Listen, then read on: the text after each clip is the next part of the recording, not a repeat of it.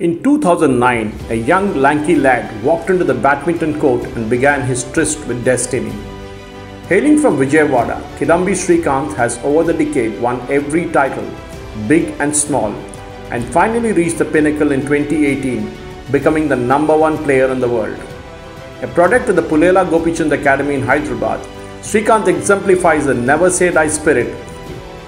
One of the biggest wins of his career was in November 2014, when Srikanth created a major upset in the finals of the 2014 China Open Super Series Premier by defeating 5 times world champion and 2 times Olympic champion Lin Dan in straight sets to become the first Indian to win a Super Series Premier men's title. How has been the journey to the top, and how tough is it to stay there? In a freewheeling chat with Suresh Kochattil of HybBiz TV, Kidambi Srikanth talks about his early days to where he is today, a champion, a force to reckon with in the world of badminton. Hello, today we are privileged to have with us Srikanth Kidambi, a pole star in our badminton firmament. Thank you, Srikanth, for speaking to us. Your brother was a badminton player, and was that the reason? Because you hail from Guntur and it's a small town, but how did you first start? Were the baby steps in badminton? Well, I think definitely that's one of the biggest reasons why I started playing, because he used to go to the stadium and then I used to just go with him. So he started playing first and then I just used to go with him to the stadium, and then that's how that he joined Gopichand Academy first and then I joined later. Which year was this? So he joined in 2008, I joined in 2009. Okay. In 2011, I remember your Commonwealth Youth Games in Isle of Man. You won the silver in the mixed doubles and a bronze in the doubles. The first feather in your cap? Yeah, I think the first international medal. Okay. The same year, you also emerged as the winner in the singles and the doubles category in the All India Junior Badminton Championship in Pune. Yeah, I think that's the Commonwealth is a bigger event compared to that junior international event in Pune. So Commonwealth is definitely one of the biggest, as we know. I think it happens once in every 4 years, so it's definitely a bigger event than Pune. And then I couldn't get the singles entry in that Commonwealth Games, but I got the entry in that Pune tournament, and I was very happy to win singles there. Okay. In 2012, I remember you overcame the then world junior champion of Malaysia. I mean, Zulfadil, I don't know if I can get his name right, Zulfadil, in the Maldives International Challenge to claim the men's singles title. Was that your first singles title? At an international level? Yeah, the senior international level, yes. That's my first, I think some second, third tournament for me in the senior level, so I won it. From there I go into 2012 and the Thailand Open, where you defeated the local favorite, you had Bonsak Ponsana, whom you defeated in the straight sets. So that must have been quite a battle, because playing in front of the home crowd and defeating their local champion. Well, I think definitely. I think I was very young too. I think it was 19 years or something. So it was all new for me. I wasn't. I've never had such kind of a situation where I played a final of a GP Gold event. It was a big event for an Indian player at that. Correct. In 2012. So, and then I was also playing against the local player, and then had so much support, and then I think he was some world number 5 or world number 4 then, so it was a big win. Intimidating at that. Yeah, definitely. I think it's something that really gave me a lot of confidence. I think I won a tournament in 2011, but this tournament is much bigger than what I won in 2011. In November 2014, you created a major upset in the final of the 2014 China Open Series by defeating the then 5 times world champion and 2 times Olympic champion Lin Dan. Beating Lin Dan must have been one of your high points in life, isn't it? Yeah, I think it's a progress for me. I won that Maldives, and then the next level is that Thailand Open, and then the next level is this China Open. So it's a slow progress, but it's always a different experiences for me. I played a local guy in Thailand in the final. Then I played a Chinese in China in the final, and then. But Lin Dan must have been a different cup of tea altogether. Definitely, I think I also admire him so much for all his achievements, and to play him in a final in China was a big kind of a dream come true for me. So it's definitely a big experience, and to win that game, to pull it off, I think it was one of the biggest wins, I feel. So, did you sleep well that night? Oh, definitely, yes. Yeah, you became the first Indian male to win a gold in the 2015 Swiss Open Grand Prix. You defeated Victor then. The same year also won the Indian Open Series, defeating again Victor again in the finals, I remember. So, how was it in that particular year in 2015? Because you finished Lin Dan and now you're coming down to playing something in India and also something at Swiss Open. Yeah, that Swiss Open was exactly a week before India Open. So we both played a final there, and exactly 7 days later we are playing another final, and then we were just laughing about it, and then it was a good match, and we were and I was just very happy to pull it off. And winning in Swiss is a different thing, but coming back home and winning it in India is a different feeling altogether. How was it like feeling in the 2016 Rio Olympics? Because when you play on an individual level, it's different, but once you're representing your country, the pressure on you is immense, isn't it?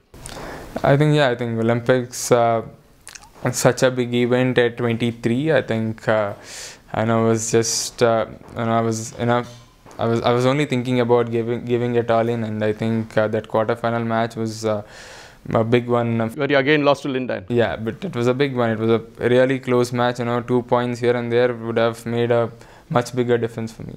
In 2017, Sai Praneeth and you created history when you entered the first Indian pair to enter the finals. How was it? I mean, you're both products of the same stable from the Pullela Gopichand Academy. And again, you're going to play the finals against each other. I know, I mean, he prevailed over you, but how was it like playing somebody whom you know so well? Firstly, it's always tough when you're playing against someone whom you train with every day. It's because he knows your game so much in and out, and you know the other player's game in and out. So it's always going to be really tough, and it's just that crucial 1-2 points that decides the game. But again, I think it's a big achievement for both of us being in a final, because it was the first time that has ever happened at a Super Series level that two Indians reached a final. So it was a good feeling. So Pullela Gopichand's factory of Badminton Academy, as we call it, producing champions on the ladies' side with you had Saina Nehwal. You had Sindhu, and on the guys' side, or on the men's side, you had you, Sai Praneeth, all these people playing together. I think I'll come to that question later, but bringing you back to the Indonesia Super Series where you defeated the Japanese and becoming the first Indian male player to do so. Am I correct? Yeah.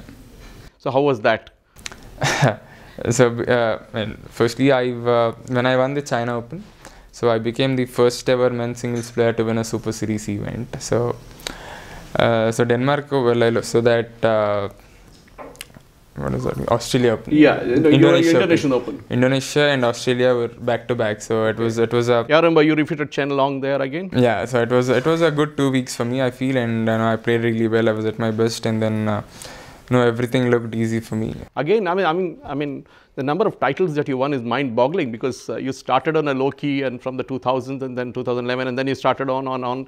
Now we have the Denmark Super Series where you again won it. You became the 4th player ever to win 4 Super Series titles in a year.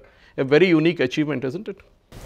Oh yeah, I think I never thought about such achievements, but it's about going out there and giving my best. That's it. You equaled records of something like Lee Sean-Wee, Lin Dan, Chen Long, all these people. You equal the records of all these people. I mean, to reach that kind of exalted status, because these are some of the people you must have been admiring as a kid. Yeah, definitely. I think I really admire Lin Dan and Lee Chong-wei for their achievements. I think what they've done, I think for 10-15 years is something which I don't think many players will be able to match it.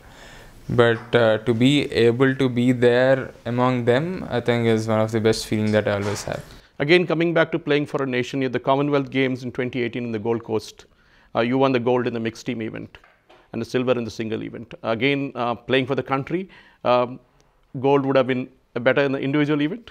Definitely yes, because I played him in the team event and then I won against him. So I lost to him in the individuals in a 3-setter. It was a close one again, but anyways, I'm just very happy with the way I played. because I was all I think about is going out there and playing well. That is the year you achieved the biggest status in your life, the biggest high point in your life when you became the world number one. How was the feeling to be the world number one? I know it's staying on the top, as they say, is very tough. Reaching there is still easy, but staying on top is tough. How tough was it to stay for those few days on the top, or few weeks rather? Well, I think, well, for me, it was always a dream to be there on top, and I'm very happy that I could achieve it. And always, I always think about getting better from wherever I am. So. Pullela Gopichand Academy is your nursery, where you grew up, where you learnt your badminton, where you do it. How much do you credit Pullela Gopichand personally and the infrastructure there for making you what you are today? Well, I think he definitely gets a lot of credit for all my wins, because he's the one who believed in me from the very beginning. It's been 10 years now. So I joined in 2009. So it's been 10 years, and then he still believes in me that I can really do well. And so a lot of credit goes to him for his belief in me, or the way he worked for me. So definitely yes, and the infrastructure I think we have the academy, I think is one of the best. I feel it's definitely a world level academy. Arjuna Award winner in 2015, and I know there comes a stage in life when you think, the badminton has a very, very short shelf life, as they call it, mostly due to injuries. A number of players pull out. How have you been able to keep out of all that injury scares? Well, I think I've also been through injuries. I think my support team at the academy, I think the physio Kiran, and then the other trainers at the academy, and the other coaches at the academy, all of them really helped me a lot. I think after the Olympics in 2016, I injured myself and I couldn't play for three months. So then the physios and trainers really worked hard on me, and then in 2017 I was able to come back so well and win so many tournaments. I think it is all the credit definitely goes to physios and trainers and the coaches at the academy. Last question, but not the least. Finally, when you hang up your boots one day, what do you propose to do for badminton? A coach? Well, I don't know. I know, and I've never thought about it. It's a long time from now, but I'll definitely do something that will definitely benefit the next generation of players. So, great speaking to Srikanth. Wonderful for spending the time with us. Thank you very much.